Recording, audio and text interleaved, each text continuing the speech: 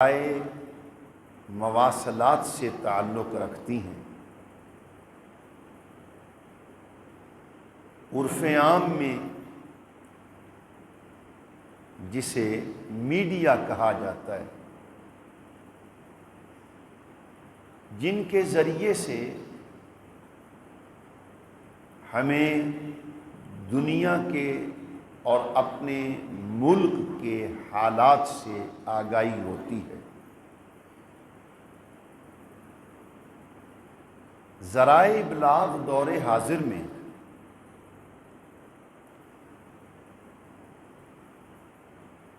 حکومتوں کا چوتھا بڑا ستون شمار کیا جاتا ہے، یعنی اس کے پاس اتنی پاور ہے کہ وہ جس طرف چاہے لوگوں کے ذہنوں کو منتقل کر سکتا ہے۔ صبح و شام کی خبریں اخبارات کے ذریعے سے یا ہمیں اپنے ٹی وی چینل کے ذریعے سے یا آج کل اس میں سوشل میڈیا کا بڑا کردار آ چکا ہے، ان ذرائع سے کسی شخص کا کوئی ذہن تیار نہ بھی ہو تو یہ ذرائع ابلاغ جو ہیں وہ اتنا قوت کے ساتھ سچا یا جھوٹا پروپیگنڈا کرتے ہیں کہ پبلک کا عام طور پر اس کے مطابق ذہن بن جاتا ہے جو بات وہ سن رہے ہوتے ہیں۔ اس لیے وقت کی ساری حکومتیں، خواہ وہ پاکستان کی ہیں یا بیرون ممالک کی، ان کی ہمہ وقت یہ کوشش ہوتی ہے کہ ہماری ذرائع ابلاغ جو ہیں یا وہ قوتیں جو ہیں یہ ان کے میں کام کر رہی ہیں ان کے ساتھ ہماری ان بن نہ ہو۔ ہمیشہ میڈیا کے ساتھ لوگ بنا کے رکھتے ہیں کہ ان کو فضا کسی کے حق میں ہموار کرنا یا کسی کے خلاف فضا بنانا یہ میڈیا کے لیے مشکل امر نہیں ہے۔ اس وقت میں نے یہ بات آپ سے عرض کیوں کی، توجہ فرمائیے گا۔ آج ہم من حیث القوم، بالخصوص پاکستان اور پاکستان کے چاروں صوبے، لیکن خصوصیت کے ساتھ سندھ، بلوچستان، خیبر پختونخوا یا ہمارے پنجاب کے جزوی حصے جو ہیں، وہ سیلاب کی وجہ سے جس مشکل صورتحال کا شکار ہیں وہ محتاج بیان نہیں۔ میں اس پر تبصرہ زیادہ نہیں عرض کروں گا، یہ بات میں پچھلے جمعے عرض کر چکا تھا،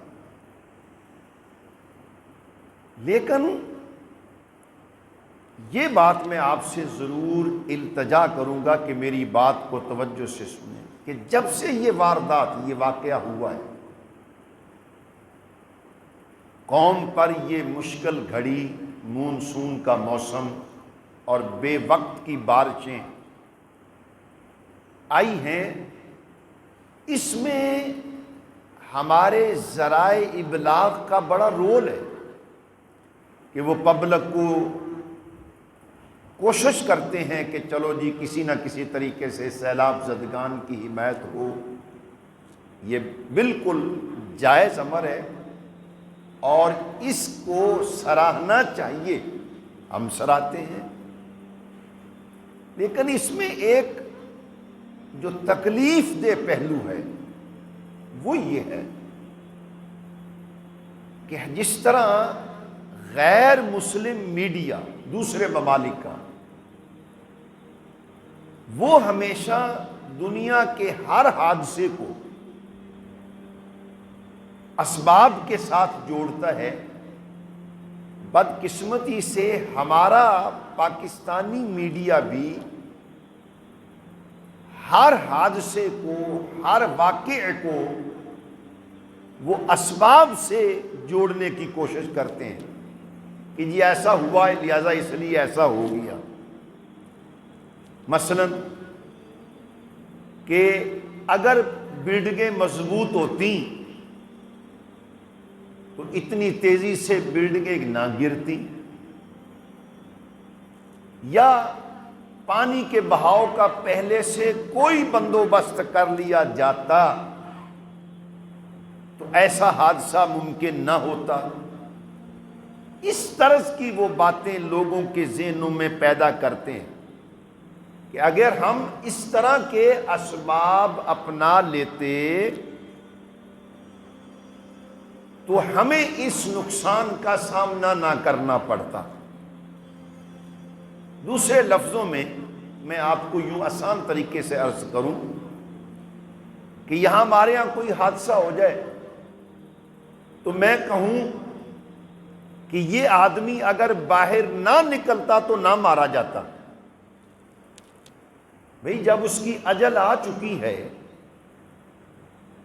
موت کا سبب اللہ نے اس کے لیے جو بھی اپنے علم کے مطابق مقدر فرما دیا ہے، اس نے باہر جانا ہے اور اس کے ساتھ یہ واقعہ قتل کا پیش آنا ہے۔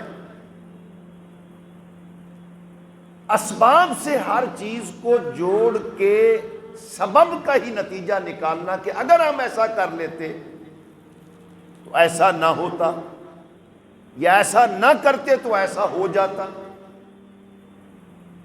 بلا شبہ اسباب کی دنیا میں اس کی ایک حیثیت ہے، ہمیں ماننا چاہیے، لیکن سب سے بڑی بات کہ جب ہم اسباب پر نظر کرتے ہیں تو اس مسبب الاسباب اللہ کی ذات کو کیوں بھول جاتے ہیں؟ میں مانتا ہوں کہ علاج زندگی کے بچاؤ کا باعث ہے، بر وقت کسی کو معالجہ علاج کا مل جانا یہ زندگی کے بچاؤ کا سبب ہے، مگر کتنے لوگ ہیں جنہیں بر وقت علاج بھی مل رہا ہے مگر موت ان پر آ جاتی ہے۔ اس سے معنی یہ نکلا، سمجھنا ہمیں یہ چاہیے کہ جہاں ہم اسباب پر غور و فکر کرتے ہیں اور ہر چیز کو سبب کے ساتھ متعلق کرتے ہیں، ہمیں در حقیقت اللہ رب العالمین کی ذات پر اپنے آپ کو نتیجہ خیز فکر جو ہے ہماری وہ اس ذات کی طرف متوجہ ہونی چاہیے، تاکہ وہ مسبب الاسباب جو ہے جب وہ ہمارے لیے کوئی تدبیر خفیہ فرما دے گا، ہمیں بڑے سے بڑا حادثہ بھی نقصان دہ ثابت نہیں ہو سکتا۔ جب اللہ کی حکمت خفیہ وہ ہمارا ساتھ چھوڑ جائے گی تو پھر ہماری انسانی بڑی سے بڑی تدبیر جو ہے وہ بھی ہمیں کسی نقصان سے محفوظ نہیں رکھ سکتی۔ آپ جس دن سے یہ صورتحال پیش ہوئی ہے پاکستان میں سیلاب کی، اچھی نہیں ہے، تکلیف دہ امر ہے، اور اس پر ہر مسلمان جو پاکستان سے تعلق رکھتا ہے، پاکستان کا شہری ہے، وہ اپنے بھائیوں کے ان المناک حالات میں گھرے ہوئے دیکھ کر اس کو ایک رنج ہے، دکھ ہے۔ لیکن میں عرض یہ کرنا چاہتا ہوں کہ آپ حکومتی مشینری کو دیکھ لیں، آپ سوشل میڈیا کو دیکھ لیں، آپ سرکاری یا غیر سرکاری میڈیا جو ہے جس سے ذرائع ابلاغ کے ذریعے سے ہمیں کوئی خبر مہیا ہو رہی ہے، پہنچ رہی ہے، الا ماشاءاللہ، میں کسی کے اوپر بدگمانی نہیں کرتا، مگر عمومی تاثر جو ہے وہ یہی ہے کہ اگر یہ نہ ہوتا تو ہم ایسا کر گزرتے۔ یعنی کسی نے بھی، کسی چینل نے باقاعدہ طور پر مہم چلا کر کے قوم کو اس مشکل صورتحال میں اللہ کی جانب متوجہ کرنے کی کوشش کی ہو، یہ کم ہوا ہے۔ اور میرے لیے ایک دین کے طالب علم کے لیے یہ چیز جو ہے یہ بڑی پریشان کن ہے کہ ہم کس قدر دین سے بیگانہ ہو رہے ہیں۔ آپ بیمار پڑ جاتے ہیں، آپ کو کہیں اور کوئی کسی تکلیف کا سامنا کرنا پڑ جاتا ہے، دنیا میں کسی مشکل کا شکار ہو جاتے ہیں، آپ کے دشمن زیادہ ہو جاتے ہیں، جہاں آپ اسباب اپنائیں گے، ان مسائل سے نکلنے کے لیے سبب کو اپنائیں گے، بہت ضروری ہے کہ آپ اپنے اللہ سے بھی رابطہ پیدا کریں کہ اے مالک الملک، اس مشکل صورتحال سے مجھے تو نجات دے سکتا ہے، کوئی اور نجات نہیں دے سکتا۔ سو قرآن مقدس نے جس مقام کو میں نے آپ آج حضرات کی خدمت میں پڑھا ہے، اللہ سبحانہ ہمیں اسی جانب متوجہ فرماتا ہے۔ بڑی توجہ سے آیت مبارکہ کو سماعت فرمائیں۔ یہ سورہ الانعام کی آیت نمبر 42 میں آپ پر تلاوت کر رہا ہوں۔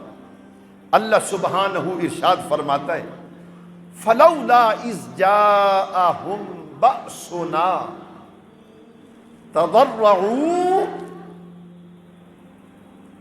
ایسا کیوں نہ ہوا کہ جب ان کے اوپر ہمارا عذاب آیا، ہماری طرف سے ان کی گرفت ہوئی، تو ایسا کیوں نہ ہوا تضرعوا،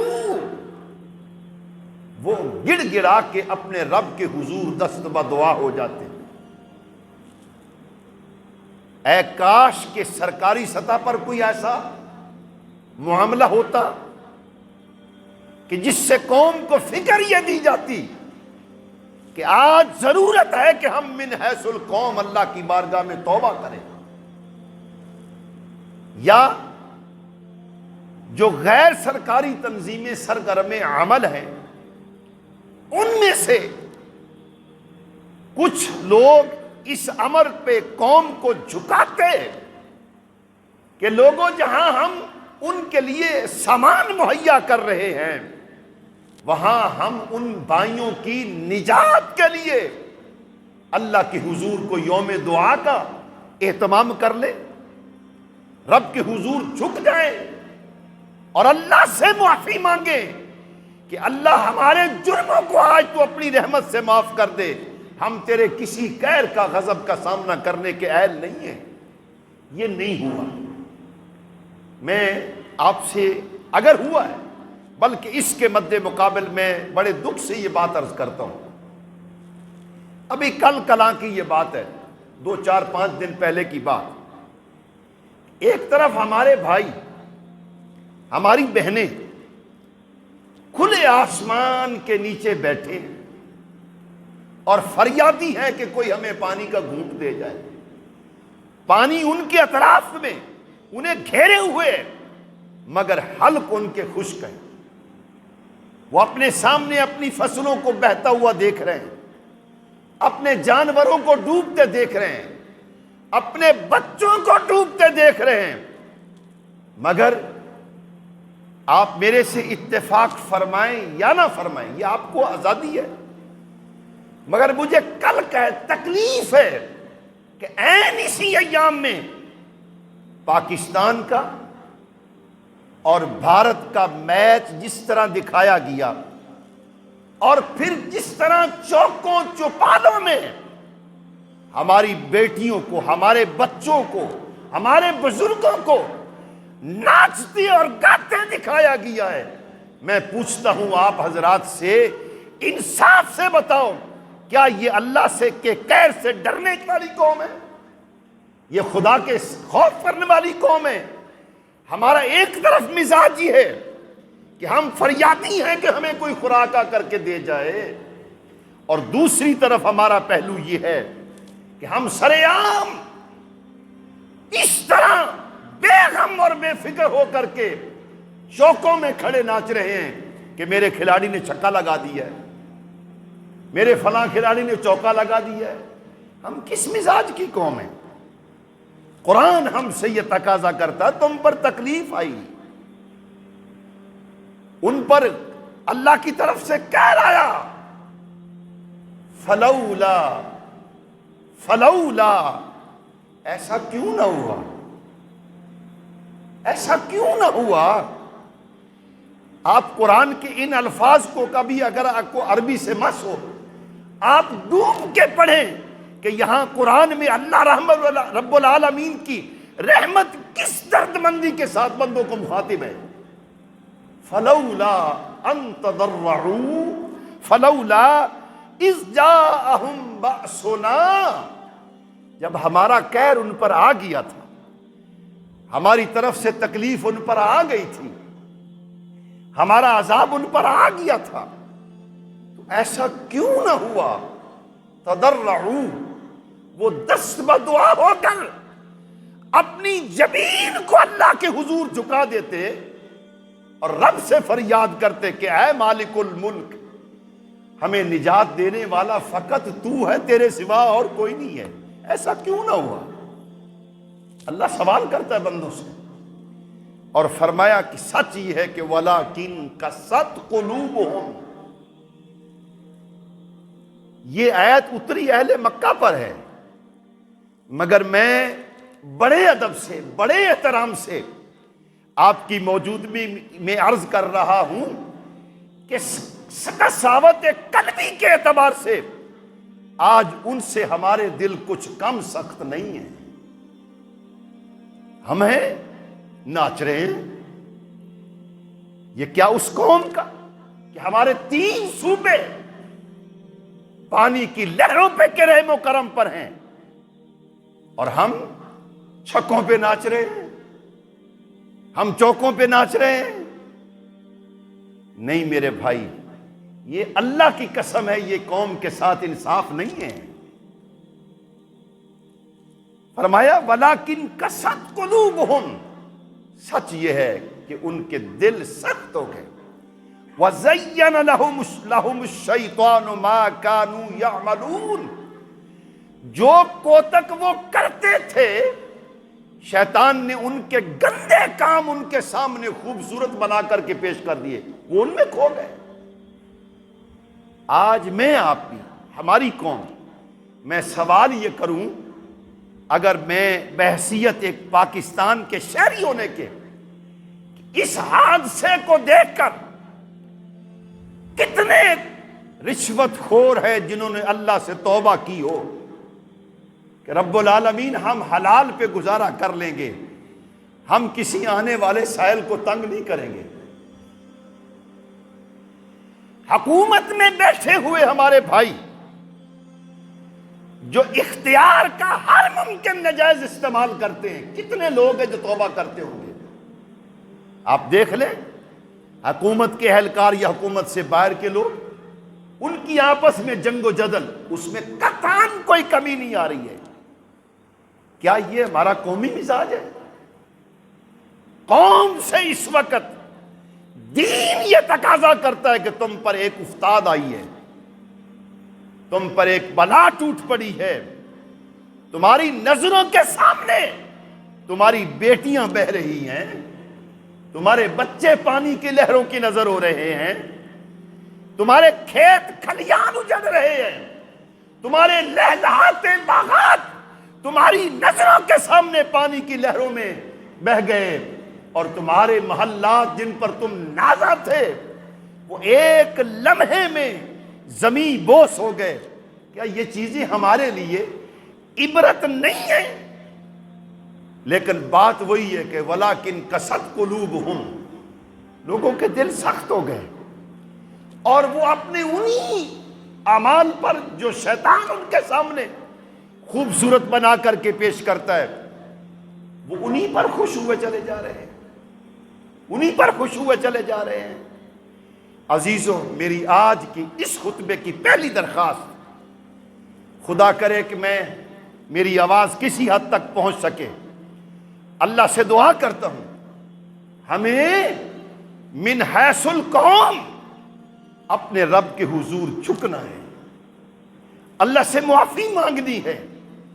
مالک الملک، اگر ہمارے ان بھائیوں سے، میں کبھی ان کے اوپر بدگمانی نہیں کرتا، میرا ان ماؤں کے بارے میں بڑا اچھا نظریہ، میں انہیں اچھا سمجھتا ہوں، ہم یہ التجا کریں وہ انسان ہے میرے مالک، تیرے بندے ہیں، اگر ان سے کوئی اس قسم کی غلطی ہو گئی کہ جس کی وجہ سے پانی ان کے اوپر قہر بن کے ٹوٹ گیا ہے، اللہ تو انہیں معاف کر دے، اور ہمیں بھی معاف کر کے ہم آنے والے وقت میں اپنے آپ کو محفوظ کر سکیں۔ یہ سوالیہ نشان ہے ہمارے تمام میڈیا کے لوگوں کے اوپر۔ ذرائع ابلاغ یہ مغرب اور یورپ کی یورپ سے اس قدر متاثر ہیں کہ وہ نیک کاموں کو بھی اسباب سے متعین کر دیتے ہیں۔ ہمیں نظر مسبب الاسباب اللہ کے اوپر رکھنی چاہیے۔ خوشیاں بھی وہی دیتا ہے، کبھی غموں میں مبتلا کرتا وہی کرتا ہے۔ اگر کوئی نجات ذات دے سکتی ہے تو میرا اللہ ہی مجھے نجات دے سکتا ہے۔ اس بات کو کبھی ہمیں فراموش نہیں کرنا چاہیے۔ نمبر 2، قرآن مقدس آپ کو مجھے مخاطب فرماتا ہے۔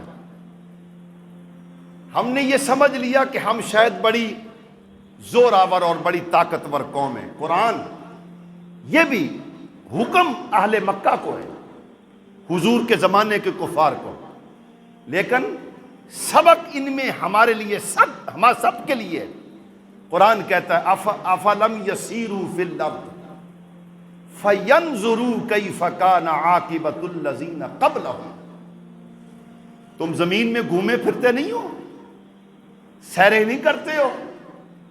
یہ علاقے جہاں یہ قیامت ٹوٹ پڑی ہے، میرے آپ میں سے کتنے لوگ ہوں گے جو ٹورزم کے شوق پر وہاں جا کر کے سیریں کرتے ہیں؟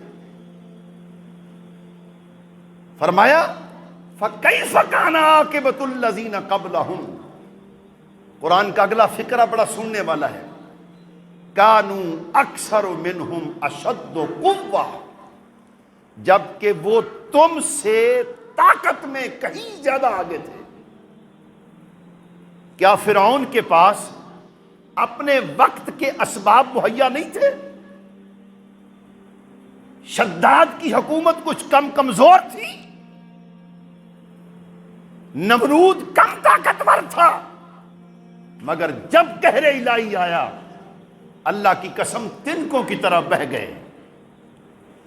رب فرماتا ہے کہ وہ قومیں جو تم سے پہلے تھیں، جیسے آج تم اپنی طاقت پر ناز کرتے ہو، وہ طاقت اور بل بوتے کے اعتبار سے تم سے کہیں زیادہ مضبوط تھے، ان کی قوت بہت زیادہ تھی۔ کانوا اکثر منہم اشد قوہ وآثارا فی الارض۔ لیکن فقرہ قرآن کا یہ سبق ہے میرے آپ کے لیے، قوم کے لیے، ہر پاکستانی کے لیے۔ فما اغنا عنہم ما کانوا یکسبون، ان کا کیا دھرا جو کچھ بھی تھا سب کا سب بہہ گیا اور انہیں ذرہ برابر بھی بچا نہ سکا۔ آج مجھے یہی ناز ہے نا کہ جی میرا بینک بیلنس بہت ہے، میری فوج بہت ہے، میرے پاس ووٹر بہت ہیں، میرے پاس فلاں قوت ہے، فلاں فورس ہے۔ لوگوں، یہ ساری قوتیں اسی وقت میرے کام آ سکتی ہیں جب اللہ رب العالمین کی حمایت میرے ساتھ ہے۔ رب کی حمایت نہ ہو تو یہ ساری طاقتیں بیکار ہیں۔ اس سے اگلا قرآن کریم نے سورہ قاف میں یہی طرز آیت کا ہے۔ اللہ فرماتا ہے وَكَمْ أَهْلَكْنَا قَبْلَهُمْ مِنْ قَرْنٍ۔ تم دیکھتے نہیں ہو کہ ہم نے تم سے پہلے کتنی قوموں کو ہلاک کیا۔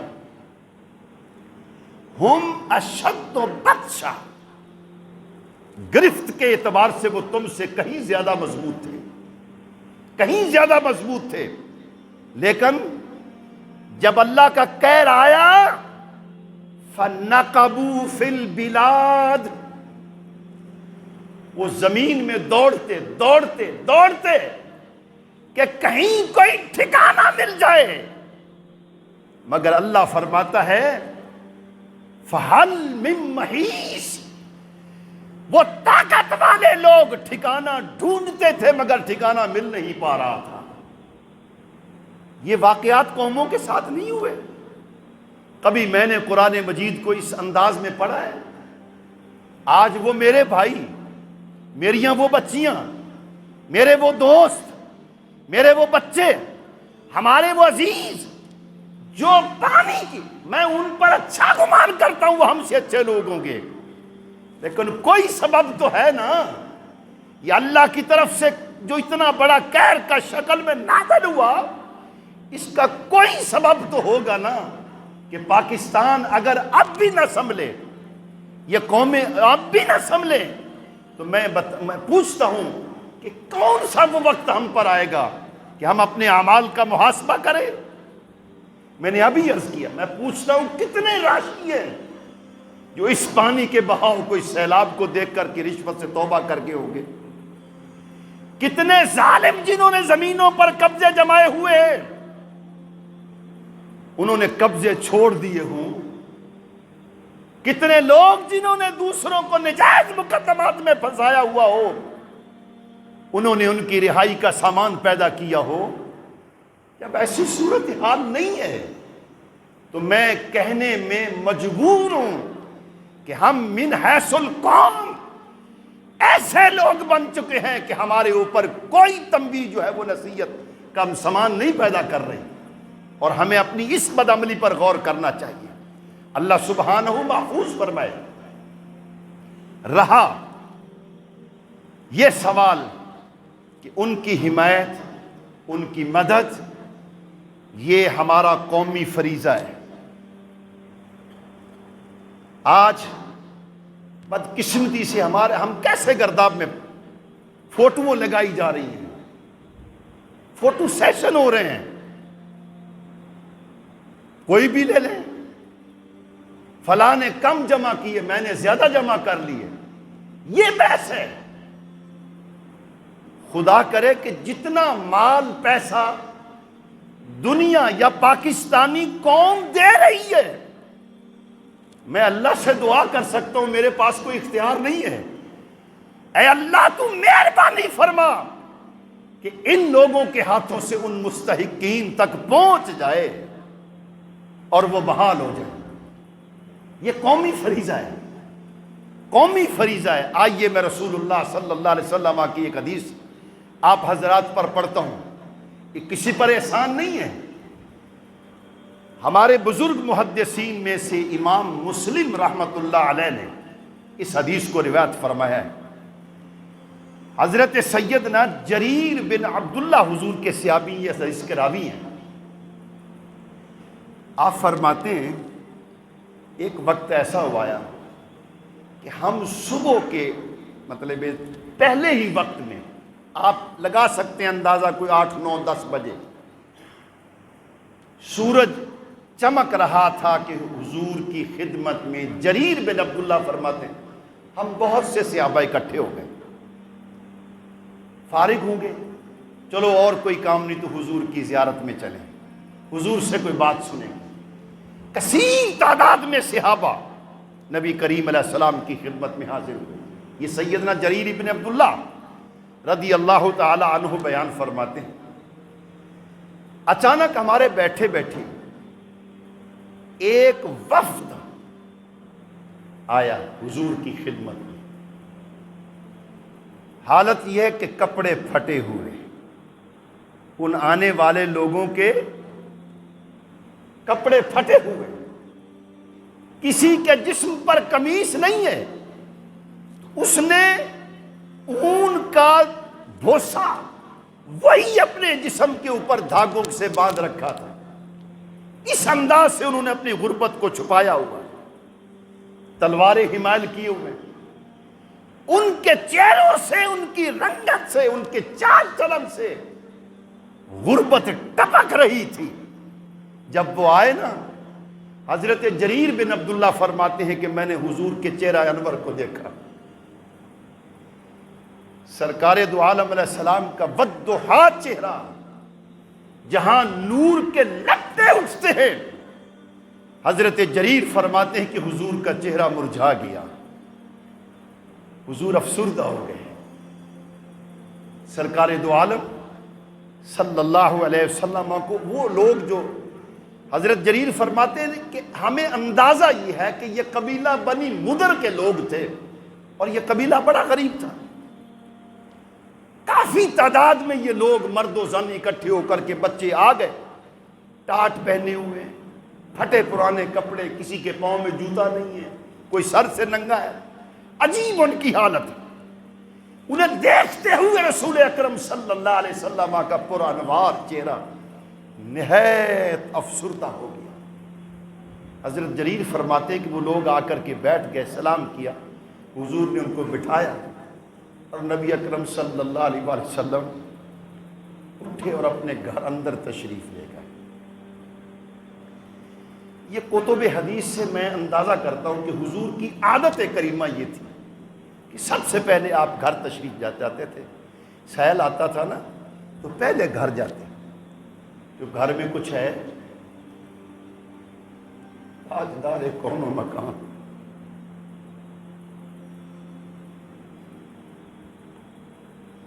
دو جہاں کی نعمتیں ہیں ان کے خالی ہاتھ میں، مال کے کونین ہیں گو پاس کچھ رکھتے نہیں، دو جہاں کی نعمتیں ہیں ان کے خالی ہاتھ میں۔ حضور کی عادت تھی جب کبھی کوئی آ کے دستے میں سوال درخواست کرتا، حضور کچھ دے دیں، آپ پہلے اٹھتے گھر جاتے، لیکن گھر سے جواب یہی ملا کہ شاید گھر میں کچھ نہیں جو اتنے لوگوں کو صرف کیا جائے۔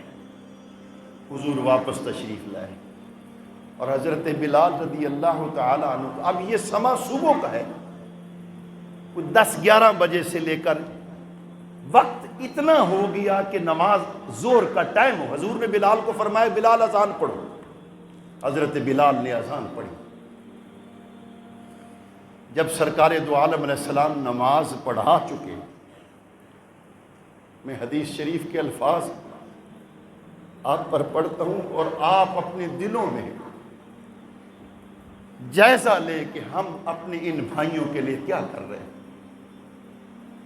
سرکار دو عالم علیہ السلام نے فرمایا نماز کے بعد، تصدق رجل من دینارہ من درہمہ من صوبہ من صاع برہ من صاع تمرۃ حتی قال ولو بشق تمرہ۔ انہیں دیکھو نا یار، یہ تمہارے بھائی آیا ہے، انہیں دیکھو، ان کی حالت دیکھو، اٹھو اور اپنے اپنے گھر جاؤ، جس کے پاس کو روپیہ دھیلا ہے وہ لے آئے، جس کے پاس کپڑا ہے وہ لے آئے، جس کے پاس کوئی گندم کا ٹوپا ہے وہ لے آئے، جس کے پاس کھجور ہے وہ لے آئے۔ اس موقع پر میرے آقا علیہ السلام نے فرمایا کسی کے پاس کچھ نہ ہو، وَلَوْ بِشِقِّ تَمْرٍ، اگر کھجور کی ایک ٹوٹی ہوئی شاخ بھی ہو تو وہ بھی لے آؤ، اور یہاں آ کر کے جمع کرو، ان کی مدد کرو۔